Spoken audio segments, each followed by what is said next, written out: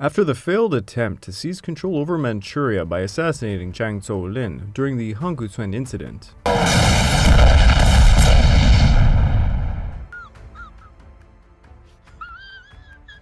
Emperor Hirohito dismissed Prime Minister Tanaka Geichi for his inability to prosecute the low-ranking officers responsible.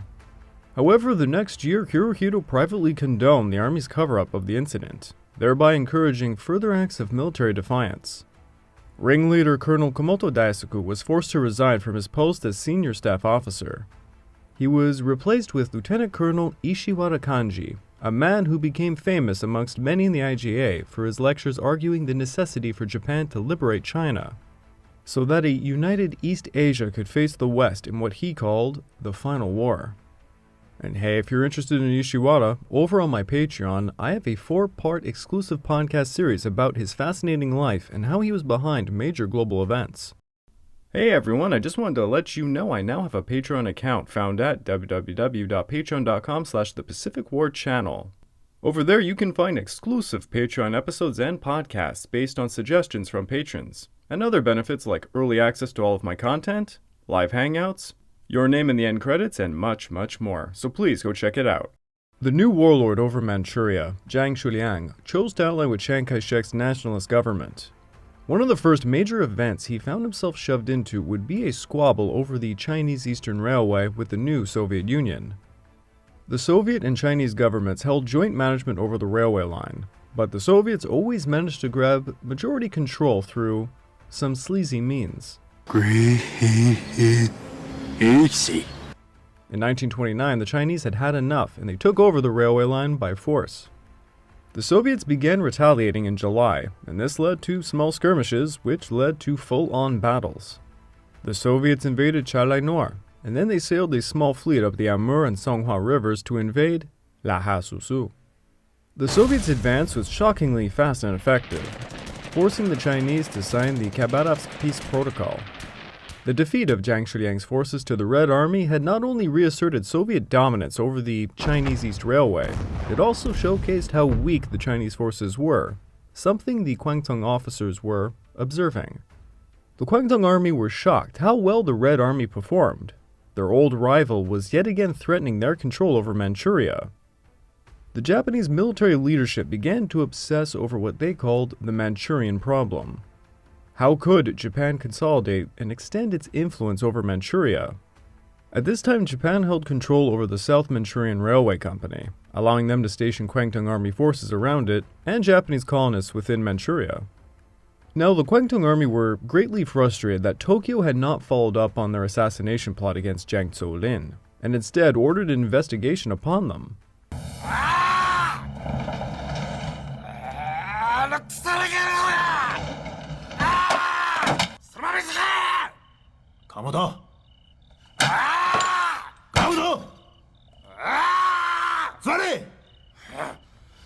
After the incident, Tokyo held multiple meetings to discuss what to do about the Manchurian problem, but the results kept being, let's wait another year, frustrating the radical officers in the Kwantung Army.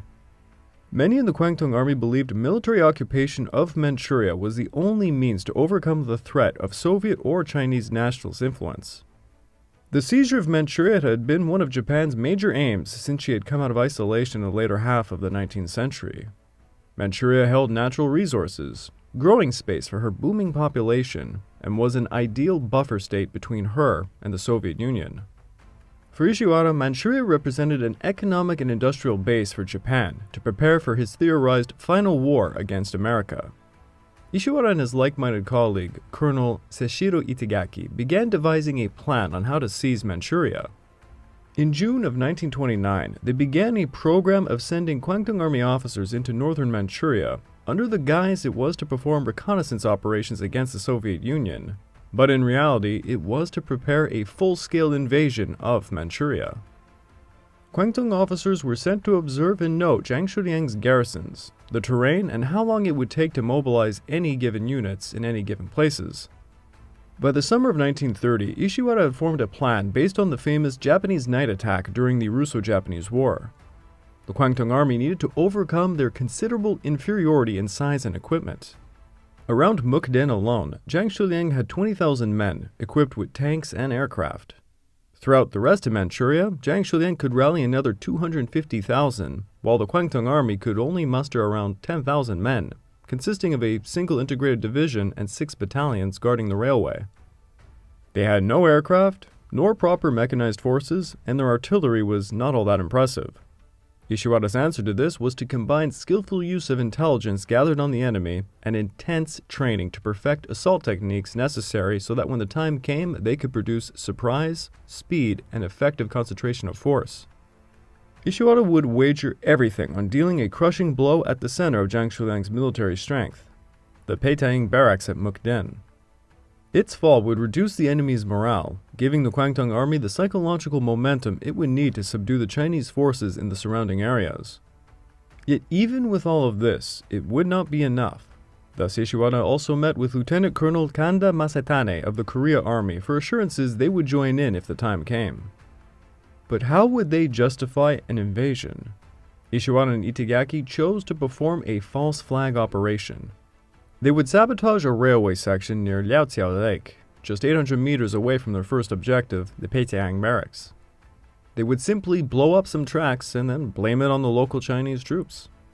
Ishiwara spent 1929 to 1931 lecturing the army and attending meetings with the general staff, arguing the Manchurian problem needed to be dealt with via force. However, Tokyo argued the time was not ripe for such things and that national reconstruction must first be undertaken. The Army HQ in Tokyo agreed Manchuria was vital to the defense against the USSR, but they only sought to control southern Manchuria via the railway and had no ambitions to take the north. This is not okay. This needs to stop now. In June of 1931, Ishiwara argued the seizure of Manchuria had to occur immediately because the Soviet Union's 5-year plan was in mid-course. The United States, Britain, and France had yet to overcome their financial crisis. The League of Nations was obviously powerless. Or else. Or else what? Or else we will be very, very angry with you. And we will write you a letter telling you how angry we are. And lastly, the Chinese nationalists had yet to fully unify their efforts north of the Great Wall. But the top brass told them they would need to postpone such ideas until at least another year while they negotiated with the Chinese and tried to rally foreign support for their case in Manchuria. Ishiwara and Itagaki were outraged by the army leadership's foot-dragging on the issue. They returned to Manchuria in July of 1931 and they found out one of their secret reconnaissance groups in northern Manchuria had a man missing. One Captain Nakamura Shintaro. Rumors emerged that he had been murdered by Chinese soldiers. On top of this, the past several months saw a dramatic increase in riots, killings, and strikes against Japanese civilians within Manchuria. The Nakamura Incident simply added another issue to the many others, and now Ishiwara wanted to exploit it as a suitable pretext for an invasion.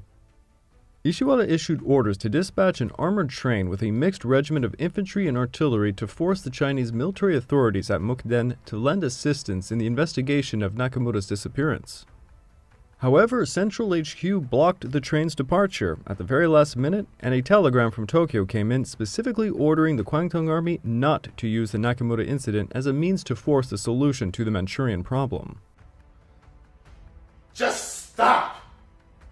Just stop it! This was the last straw for Ishiwara. He and his followers would go through with their plan without permission from high command. We ride together. We die together. Bad boys for life. Alongside the Nakamura situation, another one was boiling.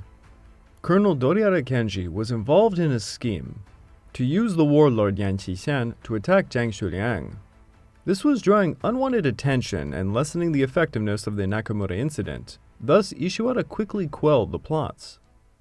Rumors began circulating in Tokyo that the Kwantung Army was about to retaliate against the Chinese because of the Nakamura situation. This prompted War Minister General Minami to send Major General Yoshichi Tatikawa to Mukden to warn the Kwantung Army officers to stop any plans to do so. Ishiwara was alerted of his arrival, and he sent panicked telegrams to his followers stating this: "Plot exposed. Act before Tatekawa's arrival." Thus, the launch date of September the 28th was pushed for the 18th. Itagaki personally intercepted Tatekawa's train and invited him for tea, sake, and sent him to bed with a geisha on the night of the 18th. On September the 18th of 1931, First Lieutenant Sumuri Kawamoto of the Independent Garrison Unit of the 29th Infantry Regiment planted bombs along the tracks near Liaoyang. At 10:20 p.m., they exploded, doing only minor damage to 1.5 meters of track on the site. The damage was so minor, a train actually passed over the tracks without difficulty just 10 minutes later. Ishiwara, Itagaki, and their followers quickly announced the explosion to be a Chinese atrocity and mobilized the Kwantung Army. Itagaki ordered the Independent Garrison Force and 29th Infantry Regiment to storm the Peitaying barracks. Battalion Commander Shimamoto was awakened by orders via telephone, and he quickly dispatched the 1st Ono and 4th Takahashi companies from Mukden, the 2nd Kawakami Company at Fushen, to advance to Liaoyang. At 10:40 p.m., the 29th Regiment Commander, Hirata, got a call from Shimamoto, who ordered him to get his regiment into emergency formation and to storm the Peitaying barracks. Two secretly hidden artillery pieces began to bombard the Peitaying barracks as 500 Japanese stormed the 7,000-strong Chinese garrison. Despite being outnumbered 14-1, the Japanese destroyed Zhang Shuliang's small air force, routed the Chinese, and occupied the Peitaying barracks by 11 p.m., all at the cost of 500 Chinese lives and allegedly only 2 Japanese. A major reason the Japanese had an easy way of it was because Zhang Shuliang ordered his men to store away their weapons and to not put up a fight against the Japanese if they invaded. Zhang Shuliang and Chiang Kai-shek were both in Beijing at this time, and they knew they could not initiate an offensive war against such a strong foreign country. They were instead hoping the League of Nations would intervene as pertaining to the Kellogg-Briand Pact of 1928. But later on, Chiang Kai-shek would find America too wrapped up in its depression back home, Britain indifferent, and other nations without enough reason to risk anything in the Far East. Bad news. What? Oh no! Anyway, last week... An hour after the attack, Ishiwara began urging the recently arrived Commander-in-Chief for the Kwantung Army, General Shigeru Honjo, to order reinforcements to help seize all of Mukden. Honjo's first reaction was to hesitate, but Ishiwara assured him there was significant enemy provocation. Thus, he ordered additional units to enter the combat and seize all of Mukden.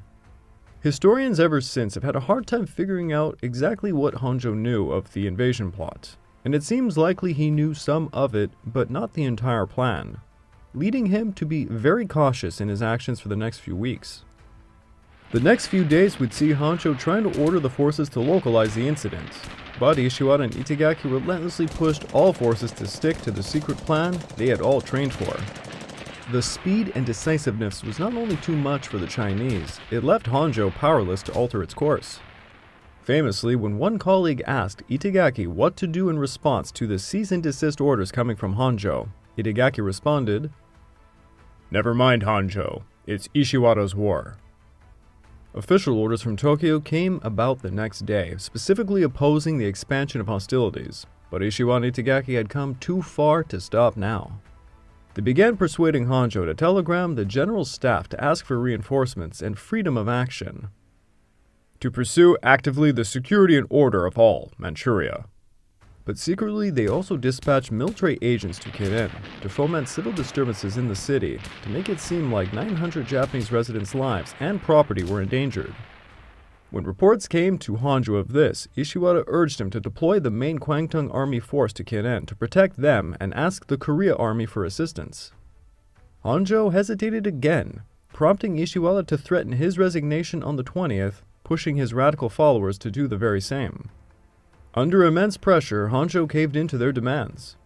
Despite all of the pressure placed on Honjo, I would note, most historians agree Honjo was on board with most of this, and was simply making things look like he was being pressured to do so in case things went badly. The attack on Kirin was carried out with incredible speed. Ishiwara ordered the 2nd Division of General Taimonjiro to assault the city by rail, leaving Mukden virtually unguarded.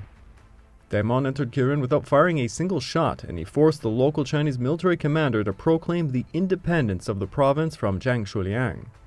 Hours later, the Korea Army responded to the request for help, and on the 21st, they were advancing into Manchuria. The invasion had begun. Psst. Hey you ever hear me talk about some great Pacific War movie or documentary like Pearl Harbor minute by minute over on Netflix and feel the urge to watch it for yourself? Uh-oh, you live in Japan, and your Netflix doesn't have it? Must suck to be you. Sucks to be me right now. Oh wow, Season 4 of Demon Slayer is out. Oh wait, I can't watch it on Canadian Netflix, but it's over on Japan Netflix? Whatever will I do? Oh, no. Being blocked from regional content? With private internet access, you too can watch Demon Slayer Season 4 by switching your IP address to Japan. Yes! Hell yeah! Why stop with Japan? With private internet access, you can change your IP address to over 84 different countries and every single US state, giving you access to region-restricted content all over the world. Nice. Many websites and services like Netflix are only accessible depending on your physical location, but private internet access helps you overcome these restrictions. Think about it. Without private internet access, it's like paying for a TV series and missing out on the latest season. Shots fired, Demon Slayer on Canadian Netflix. Is that like a personal attack or something? Ever fear people are gonna find your Google searches? Banzai! Banzai! Banzai! FBI, open up! Private internet access makes sure that those Google searches remain a buried secret, as private internet access encrypts your internet access and has a no logs policy. Think you're safe with the local coffee shop's free Wi-Fi? No, you are certainly not. Private internet access gives you more privacy features than any other software, and real-time protection from malware and trackers, giving you peace of mind knowing those Google searches remain seen by you and you alone. Private internet access has a no-log policy that they've defended in court, which means they are not storing any of your browsing data. Hey, are you like me using different devices under one household? Private internet access is available on all platforms and protects an unlimited amount of devices at the same time. I personally use private internet access to unblock movies and TV series from all across the globe, and I sleep easier writing scripts for my YouTube channel and others knowing my data is secure. Look, this is a no-brainer. Sign up with my link in the description of this video to get 83% off, plus 4 months for free, so it ends up being only around $2 per month. Signing up for private internet access is risk-free. There's a 30-day money-back guarantee, and 24/7 customer support is available. So don't forget to click www.piavpn.com/The Pacific War Channel, and a big thanks to Private Internet Access for sponsoring this video. Chiang Kai-shek knew the Japanese were trying to provoke a full-on war with China, one they could not possibly hope to win at this time. China required more time to gather and train her forces to face such an enemy. For his part, Zhang was well aware of how weak his forces were, and he sought to retain a sizable army. Thus, the orders were in his best interest. Both men also believed the League of Nations, or perhaps the Wakatsuki cabinet, would step in to restrain the unlawful occupation. During the battle at the Peitaying barracks, 500 Chinese soldiers were killed. Countless surrendered, others fled as the Japanese destroyed the barracks and a small air force there. Meanwhile, Ishiwara pressured a hesitant General Shigeru Honjo to request reinforcements and freedom of action from Tokyo HQ. Tokyo HQ reiterated orders to not expand the hostilities, but Ishiwara and his colleague Itagaki had worked too hard to stop now. Ishiwara's plan was to overwhelm all potential centers of enemy resistance and occupy all of Manchuria with or without the support of high command. Seeking to expand the hostilities through official channels, Ishiwara fomented civil disturbances in major cities while stating to Tokyo HQ the Kwantung Army had to protect Japanese residents in said areas. The first place hit was Kirin. Ishiwara and his fellow officers threatened to resign if Honjo did not order an attack against Kirin, and Honjo buckled. The 2nd Division of General Tamanjiro advanced by rail and captured nearly every city en route to Kirin, where his force entered without firing a shot, forcing the local Chinese military commander to proclaim the independence of the province from Liaoyang. Hours later, on September the 21st, the commander, Hayashi Senjiro, on his own initiative ordered the Korea Army to cross the border to reinforce Manchuria. The weeks after the Mukden Incident saw widespread cooperation between the Japanese invaders and local Chinese leaders. Some areas saw valiant fighting, but it was not coordinated well and held little overall effect. The Kwantung Army, meanwhile, had relatively few troops in an area over 350,000 square miles large, with a population of 30 million, and thus could not hope to conquer it through sheer force alone. Thus, Ishiwara planned to form alliances with local strongmen, and this was encouraged heavily by the Nanjing government, who ordered Zhang Shuliang to not resist and to await negotiations. Bolstered by their success at Kirin, Mukden was taken in just a day's time. The Japanese reported, "The people stood in the streets as if they were watching a festival." And Mukden, the eastern border's garrison commander, Yu Jishan, immediately allied with the Japanese. The governor of Liaoyang, Zhang Ji, refused to cooperate in establishing a collaborationist government, so the Japanese imprisoned him and installed Colonel Ishiwara Kanji as mayor of Mukden, who ruled the city with an emergency committee composed mostly of Japanese, until October the 20th, when the post was handed over to Zhao Jinbo, a legal advisor to the Kwantung Army. Changchun took a bit longer. On September the 23rd, the Japanese ordered the forces in Jilin to surrender. Their acting commander, Si Xia, agreed, though some of his soldiers fought, leading to the deaths of 200 Chinese soldiers and 10 civilians. On September the 24th, Si Xia dissolved the old government and proclaimed independence with himself as governor. Jiang Jinghui declared the Harbin Special Zone autonomous, Jixing surrendered the Yanbian Korean Autonomous Prefecture area, and the former governor of Liaoyang province, Zhang Ji, was released from prison and immediately declared the new autonomous province of Fangtian. By the end of September, the Japanese occupied major cities such as Liaoyang, Yingkou, Fuxian, Mukden, Xiping, Dandong, Changchun, Jian, Jiaohe, and Dunhua. Zhang Shuliang's forces surrendered, fled, and many actively cooperated by creating independence movements. Roughly 60,000 men of Zhang Shuliang's forces would surrender and be recruited en masse into the Japanese cooperative forces, alongside Hong Huzi and civilians. Meanwhile, because the governor, Wan Fulin, of Heilongjiang province was in Beiping, leaving no one with authority to deal with the Japanese, Zhang Shuliang appointed General Ma Zhanshan as acting chairman and military commander-in-chief of Heilongjiang province on October the 16th. General Ma Zhanshan arrived at the capital, Qiqihar, on the 19th and began personally inspecting the troops and defensive positions. Multiple parties sought to surrender and join the Japanese, but Ma Zhanshan declared, "I am appointed as chairman of the province, and I have the responsibility to defend the province, and I will never be a surrendering general." General Ma Zhanshan chose to disobey the Kuomintang's orders not to resist the Japanese. General Zhang Haipeng of the 2nd Provincial Defense Brigade at Taunan had taken command of the local forces, including the Xing'an Reclamation Army, to declare the district independent from China. This was done in return for a large shipment of weapons from Japan, and Zhang Haipeng's first political move would be to attack Ma Zhanshan. Lieutenant General Taimonjiro requested Zhang Haipeng capture Heilongjiang, thereupon later to invite the Japanese to assist them in governance. On October the 13th, Zhang Haipeng ordered 3 regiments of the new Xing'an Reclamation Army under General Xu Jingyong to capture Qiqihar, the capital of Heilongjiang. Some elements of Qiqihar surrendered peacefully. However, Xu Jingyong's advance guard with an engineering company was attacked by forces led by General Du Liangfang defending the north bank. Zhang Haipeng's men were forced to flee, suffering heavy casualties. During the battle, Ma Zhanshan had his forces use dynamite to damage the Nanjiang Railroad Bridge. The Japanese began to repeatedly demand Ma Zhanshan allow them to repair the bridge, but he continuously refused, and he had his forces defend the area near Daxing, preventing Zhang Haipeng's men from proceeding north. A stalemate soon emerged where the two forces would fight in the Daxing area. On November the 3rd, Ma Zhanshan reached a compromise with the Japanese to end hostilities and allow the bridge to be repaired. On November the 4th, Ma Zhanshan sent subordinates to accompany Major Hayashi Yoshihide, so that the Japanese might begin work, and so that I could order my army to start to retreat. Ma Zhanshan gave assurances the Japanese repairing the operation would not be interfered with, meanwhile telegramming his subordinates, "Paint all of Manchuria red with the blood of Japanese troops." A force of 800 Japanese led by Major General Shogo Hasebe with his repair crews came to the area to find Daxing a war zone. Shogo found Ma Zhanshan's subordinate on the ground. Xu Baozhen and demanded the fighting cease so they could repair the bridge. Xu Baozhen said he never received any orders to cease fighting.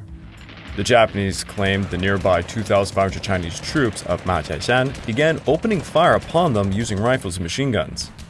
The Japanese returned fire likewise, and Japanese aircraft began strafing the Chinese, forcing them to retreat towards Qiqihar. The Chinese would suffer 120 casualties, the Japanese 15. The Japanese then sent word to Ma Zhanshan demanding he make true on his promise. But Ma Zhanshan responded that of his 15,000 troops, he could only nominally control about a third. Ma Zhanshan then sent a telegram to the League of Nations reading this: I am helpless. I have exhausted all attempts to preserve peace. I have strictly instructed my commanders to act only on the defensive, and that they must not attack. But Major Hayashi has seen this behavior by the Japanese military, and not only has not stopped it, but, on the contrary, wants our army to withdraw from Heilongjiang province, so that they can carve up the whole lot. Since the 4th, the Japanese army has started to attack our army. They are coordinating land and air attacks, carrying out utterly horrible bombings. The battle area widened to Qiqihar, and by November the 5th, Ma Zhanshan had 400 killed and 300 wounded, but he refused to surrender. On November the 15th, General Hanja Shigeru sent a list of demands that Ma Zhanshan's troops withdraw north of Qiqihar, Heilongjiang must declare independence, and Ma Zhanshan must resign. Ma Zhanshan refused the demands and launched a counterattack, trying to dislodge the Japanese from the bridge area. But now the Japanese were being supported by tanks and heavy artillery. By 2 p.m. on November the 16th, the Japanese began an offensive that would soon overwhelm his forces. 3,500 Japanese troops of the 2nd Division, led by General Taimanjiro, attacked 8,000 defenders at Qiqihar along a 5-mile front around the heights of Sanqianfeng, south of Tangqi. Japanese cavalry charged the Chinese front line, followed up by infantry. Ma Zhanshan's right flank held them back as his cavalry tried to encircle the Japanese right flank, but the Japanese tanks, artillery, and aerial support repelled them. The Japanese superior firepower would win the day, as Ma Zhanshan stated. The Japanese had 4 cavalry units who ran amok everywhere, and they used 2 aeroplanes to bomb Qiqihar into submission through terror. The merchants were utterly terrified, making pleas that the areas where they were should be avoided, so as to prevent misery amongst the people. The civilian population pushed Ma Zhanshan to pull out, a long-held Chinese tradition that did not mean to lose face, but rather living to fight another day. On November the 18th, Ma Zhanshan's forces evacuated Qiqihar, and by the 19th, he led them east to defend Baiquan and Hailuan.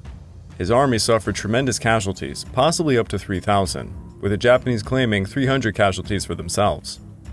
Ma Zhanshan's forces then retired to the Noni River Valley and eventually over the Soviet border. The Japanese began an occupation of Qiqihar, thus securing control over all 3 Manchurian provincial capitals. They quickly established a collaborationist government under General Jiang Jinghui and secured control over the central section of the Chinese Eastern Railway. However, the eastern section of the railway was still under the control of General Ting Chao, operating out of Harbin. Ting Chao would follow up Ma Zhanshan's example, inspiring local Chinese to aid and enlist in the resistance effort. Ma Zhanshan drew international attention through a series of telegrams he sent describing his campaign of resistance against the Japanese in Heilongjiang. His stand along the Noni River near Qiqihar lionized him amongst the Chinese nationalists who sought to use his public image to shame Chiang Kai-shek into action against the Japanese. The unofficial war between China and Japan had only just begun. After the Mukden Incident, Japan began forcefully occupying major cities throughout Manchuria and forming an alliance with local Chinese leaders to consolidate control. Chiang Kai-shek knew the Japanese were trying to provoke a full-scale war, but China needed more time to gather and train her forces to face such an enemy. Thus, in the meantime, Chiang Kai-shek ordered Zhang Shuliang to order his forces not to resist and to await negotiations. The Kwantung Army had explicit orders never to advance past the South Manchurian Railway, frustrating the efforts of Lieutenant Colonel Ishiwara Kanji, the mastermind behind the invasion of Manchuria. After consolidating the area around the Southern Manchurian Railway, Ishiwara turned his attention towards Jinzhou. Jinzhou became Zhang administrative HQ and civil government after the fall of Mukden, and thus it was there where Chinese forces were concentrating. According to the Japanese sources, Zhang began secretly ordering local governments in Manchuria to obey and pay taxes to Jinzhou. Tax. Time. Sent spies to Japanese-occupied areas, and was plotting the assassination of Japanese and anti-Chiang Kai-shek officials. On October the 8th, Ishiwara led 5 captured Chinese aircraft, part of the 10th Independent Air Squadron from Mukden to raid Jinzhou, stating he was merely performing a reconnaissance. They flew over Jinzhou around 1:40 p.m. and dropped 75 25-kilogram bombs hitting the 28th Division's barracks, government buildings, and Zhang Shuliang's residence. They also took photos of the Chinese defensive positions. The attack had 2 purposes. The first threatened Zhang Shuliang, and the second to threaten Tokyo HQ. The bombing of Jinzhou created a furor in Tokyo, as well as shocked the League of Nations, who until this point were ambivalent to the situation. We will be very, very angry with you, and we will write you a letter telling you how angry we are. Tokyo HQ was obliged to issue a post facto approval of the Kwantung attacks, but they were repeatedly demanding a cease of them anymore. What are you doing? What are you doing? Rumors emerged Ishiwara and his colleague Itagaki sought to create an independent Manchuria and to use it as a base for a coup d'etat against the Japanese government, to usher in a Showa restoration. On October the 18th, War Minister Minamijiro ordered the Kwantung Army by telegram to cease offensives against Manchuria, and they sent Colonel Imamura Hitoshi to make Ishiwara and Itagaki stop their reckless operations. However, when Hitoshi met the 2 men at a restaurant in Mukden, they simply brushed him off. In truth, Ishiwara and Itagaki's plans were endangered, but then in early November they were given a pretext after the forces of Ma Zhanshan damaged the railway bridge at Heilongjiang. Ma Zhanshan's hostility gave them a pretext to invade Heilongjiang with their allies led by General Zhang Haipeng. For more information on that, check out my previous episode on the invasion of Manchuria, the Jiangzhou campaign. Tokyo was forced to endorse the action, calling it a defensive operation. After the occupation of the north, another opportunity presented itself in the southwest. The first Tianjin incident broke out on November the 9th, instigated by Colonel Ishiwara Kanji, with the help of some anti-Chiang Kai-shek Chinese. A small force attacked the Peace Preservation Corps at Tianjin. Ishiwara performed the scheme hoping to use the resulting confusion to abduct the former Manchu Emperor, Puyi, so that the Kwantung Army could later place him upon the throne of a new Manchurian state. Ishiwara requested reinforcements from Tokyo HQ, but they denied the request, so he went to the Kwantung Army for help. The Kwantung Army stated that they would coordinate an attack upon Tianjin to help, but only if a pretext was provided.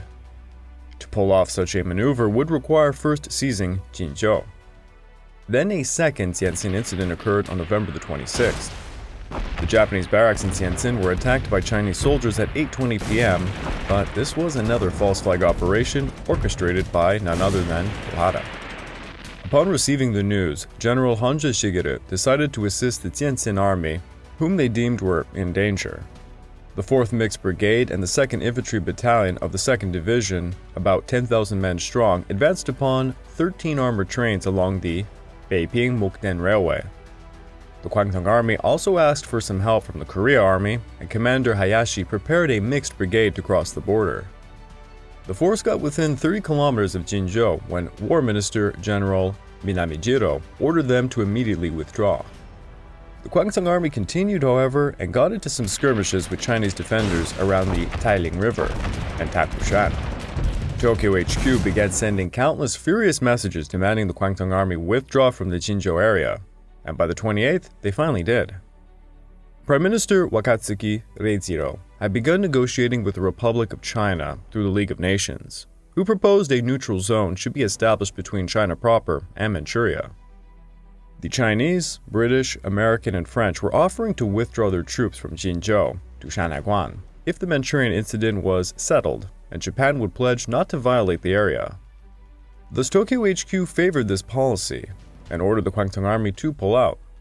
Zhang Shuliang had promised to pull his men out of Jinzhou by December the 7th, but this never really happened. The Japanese then began negotiating to make Jinzhou a neutral zone. The Kwantung Army intercepted 2 Chinese telegrams indicating Zhang Shuliang was strengthening the defenses at Jinzhou and that Nanjing was requesting he not pull his men out. The telegrams were sent to Tokyo HQ, who agreed the Chinese were acting in a treacherous manner.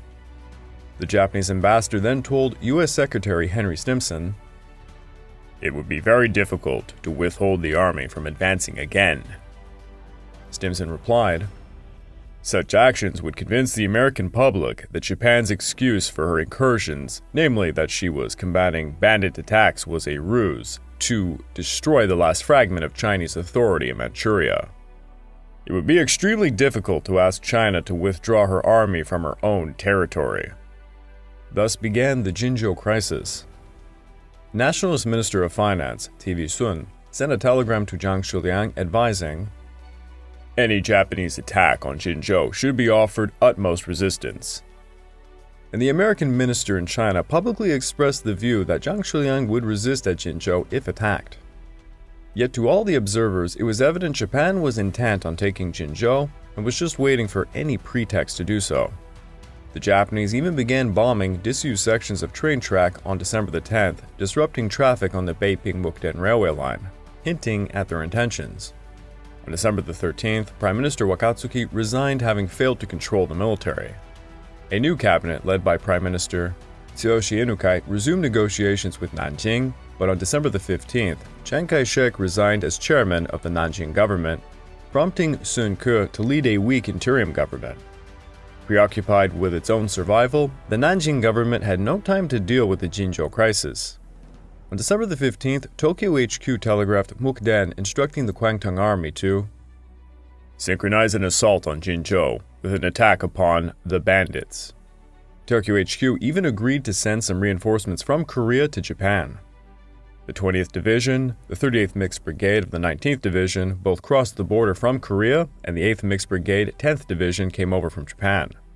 With this, the Kwantung Army had been bolstered to around 60,450 men. On December the 17th, the Japanese began attacking what they called soldier bandits in Faku and Changchun. In reality, it was a prelude to an assault upon Jinzhou. Then on December the 18th, Japanese aircraft bombed Dangyao, killing 3 Chinese and throwing the city into a panic. By December the 26th, all preparations for an assault against Jinzhou were complete. On December the 28th, Hangzhou ordered an anti-bandit drive west of the Liao River.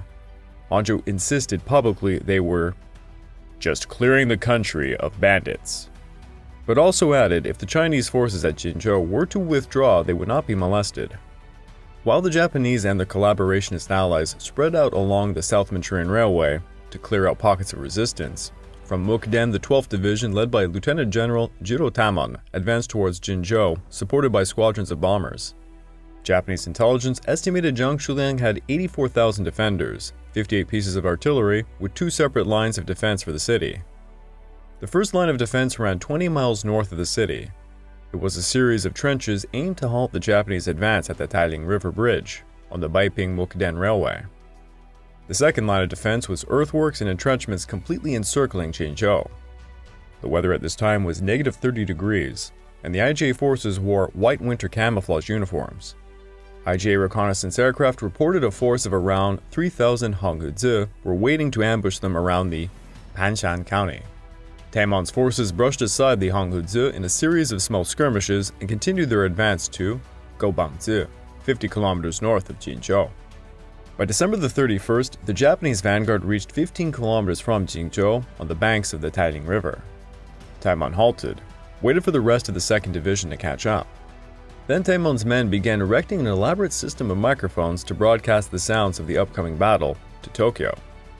It seems this might have been a ploy to demoralize the defenders, and it certainly worked as Zhang Shuliang's men began to withdraw. It turned out on December the 30th, Zhang Shuliang had been given orders to withdraw from Jinzhou.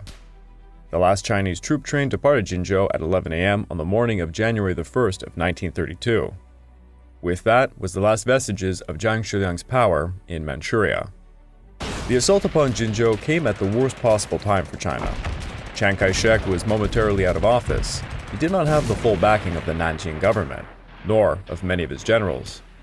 It is also likely Chiang Kai-shek knew Zhang Shiliang's forces in Jinzhou would have been greatly outmatched and potentially annihilated. What was important was to keep the situation from becoming an official war, so he could build up China's forces to fight back. With the fall of Jinzhou, the northern China army retreated south of the Great Wall into Hubei province. The Japanese then occupied Shanghai, thus southern Manchuria was now fully under their control. While most generals complied with Chiang Kai-shek's orders to not resist, General Ma Zhanshan did not. Ma Zhanshan resisted the Japanese during the Jiangqiao campaign. Please check out my episode on it for more information. Though Ma Zhanshan and his men were driven out from Qiqihar, he quickly set up new headquarters in Heilongjiang. Ma Zhanshan had become a world-famous resistance hero since his doomed battle at Qiqihar. The Kwantung Army took notice of this and they changed their tactics. Gomai Tokutso, the head of the Kwantung Board of Control, advocated that they should bring Ma Zhanshan into the fold as it would be an enormous propaganda boost. The Japanese sent a local factory owner, Han Yunjie, to persuade Ma Zhanshan to negotiate with the Kwantung Army. On December the 7th, Colonel Itagaki Seishiro held a meeting with Ma Zhanshan at Heilongjiang. Itagaki stated the Japanese sought two things: peace in East Asia and the complete cooperation between the Chinese and Japanese. Once more Japan, will rule, Manchuria, and we shall have. Itagaki also went on to say the Kwantung Army officers were very impressed by Ma Zhanshan's brilliant display of bravery and would give him military command over Heilongjiang as long as they came to an understanding. Ma Zhanshan responded that his troops had acted only in self-defense and that he was subject to the orders of the Nanjing government. Itagaki then suggested Ma Zhanshan might be appointed military commander of the province under the provincial governor in Qiqihar, Jiang Jinghui. To this, Ma Zhanshan replied, "As Heilongjiang is not very far from Harbin, you could consult with General Jiang Jinghui over the telephone or pay a call on the latter in person, and that a second trip to Heilongjiang by the Japanese representative would not be necessary." Despite Ma Zhanshan's stance, Itagaki was pleased with the meeting. He felt Ma Zhanshan might join them, but he was hamstrung by anti-Japanese colleagues such as his chief of staff, Xie Ke, and battalion commander Tang Fengjia. When Zhang Shiliang withdrew his forces from Jinzhou, this greatly changed things for Ma Zhanshan. On December the 7th, Itagaki and Ma Zhanshan met again, but this time Ma Zhanshan indicated he would prefer to be both the military and governor of Heilongjiang. I want all of it. However, unbeknownst to the Japanese, Ma Zhanshan was secretly talking to another resistance leader, General Ding Chao. When Ma Zhanshan began his resistance against the Japanese, Ding Chao resolved to do the very same in the northern metropolis of Harbin. Harbin had not seen as much violence when the Japanese were able to control it by appointing a puppet general, Xi Jia, as the head of the government for Kirin province. Ding Chao, alongside Ling Du, Xing Jiangqing, Zhao Yi, and Feng Jianghai, organized the Kirin Self-Defense Army to prevent the takeover of Harbin and Kirin province. Ma Zhanshan supported Ding Chao, and both generals kept in contact with Zhang Shiliang and Chiang Kai-shek, who would provide limited assistance. In early January of 1932, the Japanese ordered General Xi Jia to seize Harbin using his new Kirin army, then to advance upon Ma Zhanshan's HQ at Heilongjiang. On January the 24th, representatives from Li Du and Ding Chao attended a conference with Ma Zhanshan's officers and persuaded them to launch an attempt to recapture Qiqihar and to hold Harbin for resistance. The next day, the new Kirin army advanced to Changchun, alerting the Chinese resistance fighters that an assault was imminent. Zhang Shiliang ordered Generals Ma Zhanshan and Ding Chao to discontinue negotiations and to make a stand. By late January, the Kirin Self-Defense Corps were 30,000 strong, consisting of 6 brigades. General Ding Chao dug into defensive positions between General Xi Jia's advancing force and Harbin. Xi Jia had not suspected the resistance forces would be so well organized, and his army suffered heavily. They were unable to break through. Xi Jia began pleading for help from the Kwantung Army, but they required a pretext to intervene. Yet again, Colonel Ishiwara Kanji created another false flag operation. Ishiwara engineered a riot in Harbin, leading to the deaths of 1 Japanese and 3 Koreans. Under the pretext that Japanese subjects were threatened, The 2nd Division of Lieutenant General Jirotaman began advancing to Harbin from Jinzhou on January the 28th. However, the winter weather was quite severe, delaying their transportation. To make matters even worse, the Soviets refused to allow the Japanese trains to advance to Harbin using their part of the Chinese Eastern Railway on the grounds it would breach neutrality. The entire Manchurian Incident had created a tense situation between the USSR and Japan. When they invaded Heilongjiang, there was a real fear the Soviets might intervene, and it seemed that they might also be at Harbin. But at the last moment, the Soviets agreed to allow the transit on January the 30th. In the meantime, General Ding Chao arrested the governor of Heilongjiang province, General Zhang Jinghui, and seized the municipal administration in Harbin. General Ding Chao then redeployed his forces, trying to embroil the Soviet Union into the mix by positioning his artillery right in front of the Soviet offices for the Chinese Eastern Railroad. While Ding Chao's forces were able to keep CTI's men at bay, against the Japanese they would be outgunned, outnumbered, and untrained. Many of Ding Chao's forces were civilian volunteers from the Harbin area. The 2nd Japanese Division began their attack on February the 4th, unleashing an artillery and aerial bombardment against the west and southern defensive lines of Harbin. Ding Chao's barracks were destroyed, his entrenchments could not be held under such intense fire. Ding Chao's army was forced to withdraw northeast, heading down to the Sangari River, pursued by Japanese aircraft that strafed them along the way. Ding Chao's army had fought a 17-hour battle, but ultimately lost. With the defeat of General Ding Chao, Ma Zhanshan finally decided to defect.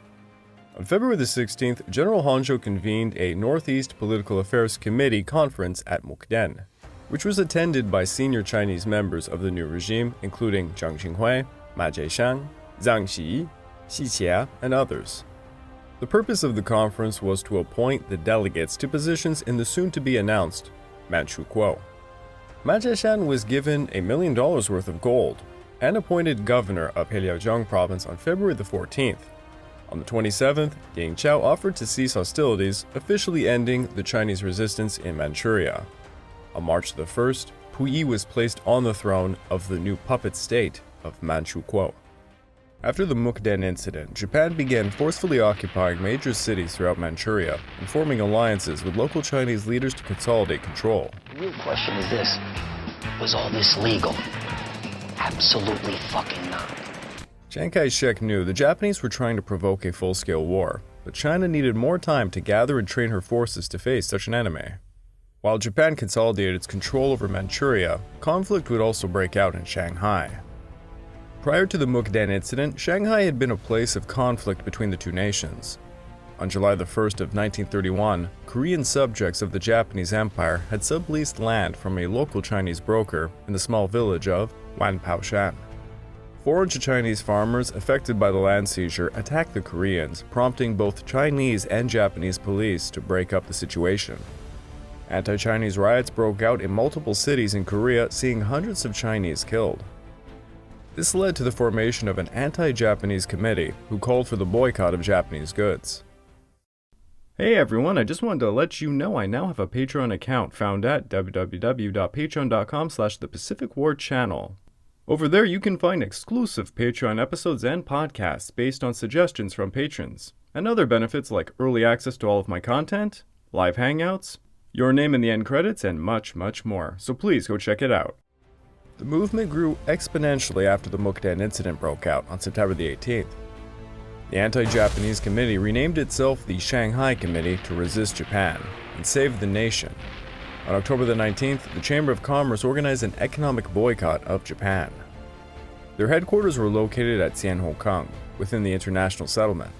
They began raising anti-Japanese rallies, put up posters, staged anti-Japanese movies, and theater shows. The economic impact was tremendous. Over 29% of Shanghai's imports came from Japan in 1930. By December of 1931, this fell to just 3%. Japanese shipping along the Chinese coast and the Yangtze River was hit quite hard. The Nishin Steam Company was forced to suspend operations.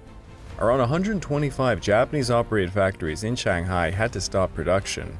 By November, 80% were shut down. Damages were estimated to be at around 41 million yen between July 1931 to March of 1932. Beyond all of these efforts, anti-Japanese volunteer corps were organized and trained by the Kuomintang. By November the 17th, more than 17,000 had applied, and on December the 1st, 3 volunteer corps camps were established.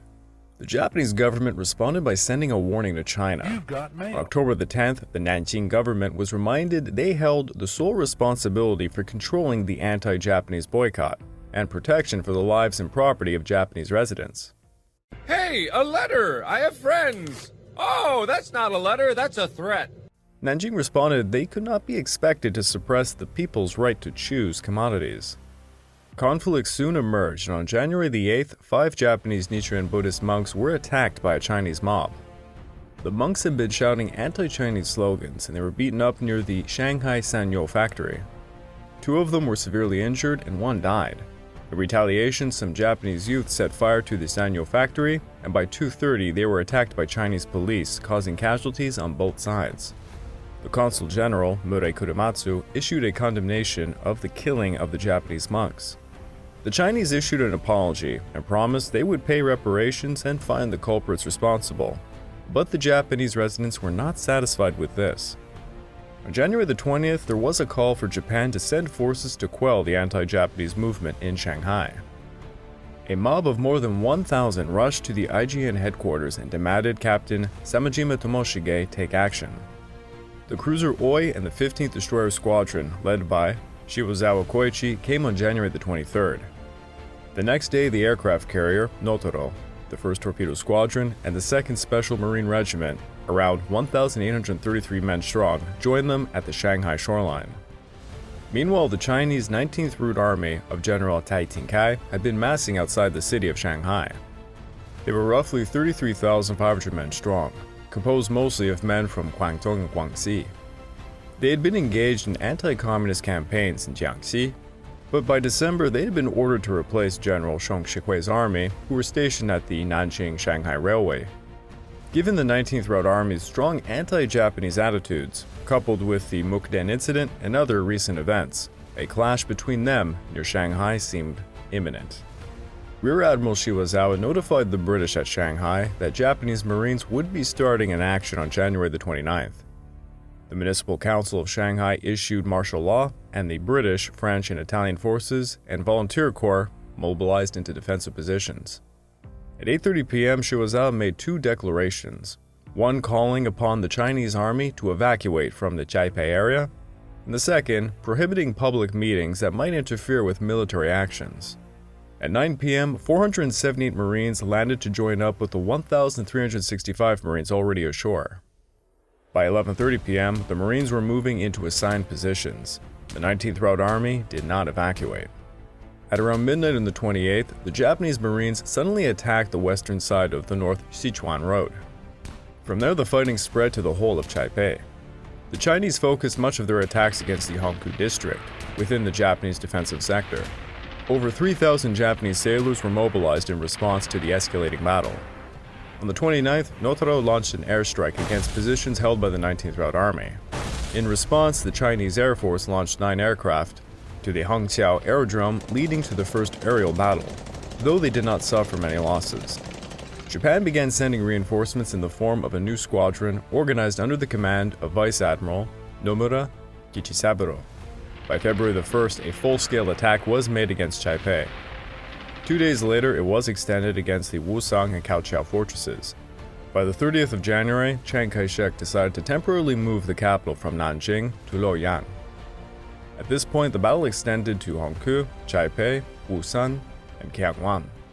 The Japanese Marines now realized they were in trouble and they would do the unthinkable. On January the 31st, the IJN swallowed its pride, and the Navy Minister, Osumi Minoi, requested support from the IJA. Ah, so you come crawling back, you cheap sack of shit. The IJA were engrossed in the operation against Harbin, but offered to send the 9th Division stationed at Kanazawa. On February the 2nd, the IJA and IJN convened for a joint strategic planning session. The 9th Division and the 24th Mixed Brigade departed Virginia on February the 9th, and they landed at Shanghai by the 16th.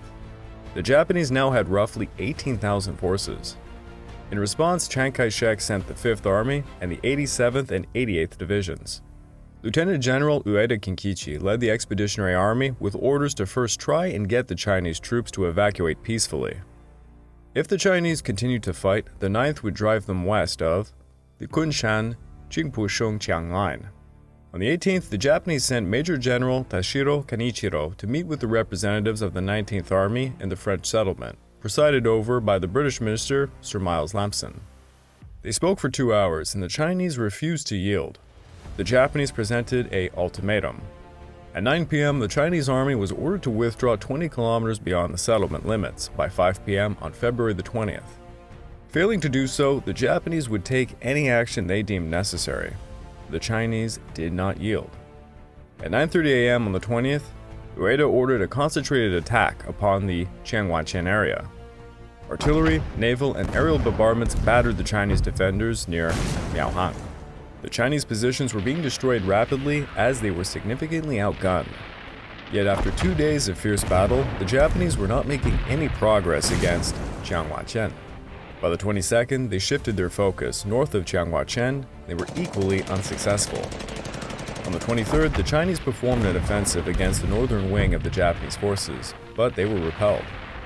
By the 28th, after a week of fierce fighting, the Japanese managed to seize the village of Kwantung. Army Minister Araki then sent the 11th and 14th Divisions of General Shirakawa Yoshinori to take command of the Expeditionary Army. The reinforcements landed on March the 1st at the Wusong Railway pier behind the Chinese lines and immediately joined the battle. The Chinese launched a counterattack, but they were unable to dislodge the new forces.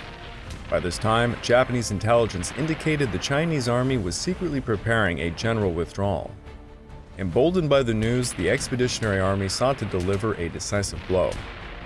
Fearing encirclement, the Chinese army began a general withdrawal on March the 2nd. The 9th and 11th Divisions attempted an encirclement attack, but the Chinese were able to escape. The League of Nations had scheduled a meeting on March the 3rd to try and force a truce, so the Japanese halted their pursuit of the enemy by 2 p.m. The truce negotiations had begun as soon as the fighting had broken out in late January. It was brought about largely because foreign governments were concerned with the safety of the international settlement. Multiple meetings were held, but each saw refusals. The Japanese sought to defeat the 19th Route Army before any truce was signed. Once the Chinese were expelled 20 kilometers beyond the settlement, Shirakawa called for a unilateral truce, intent on acting the victor of the forthcoming peace conference. Both China and Japan accepted the League of Nations resolution on March the 4th, calling for an opening of truce negotiations presided over by a committee made up of British, American, French, Italian, Japanese, and Chinese representatives. Shanghai was made a demilitarized zone. China was forbidden from garrisoning troops in the surrounding Shanghai area, Suzhou and Kunshan. Japan was allowed a limited amount of troops within the city, and China was allowed a small police force in the city. The January 28th incident, or Shanghai Incident, coincided with the fight for Harbin, and both affected another.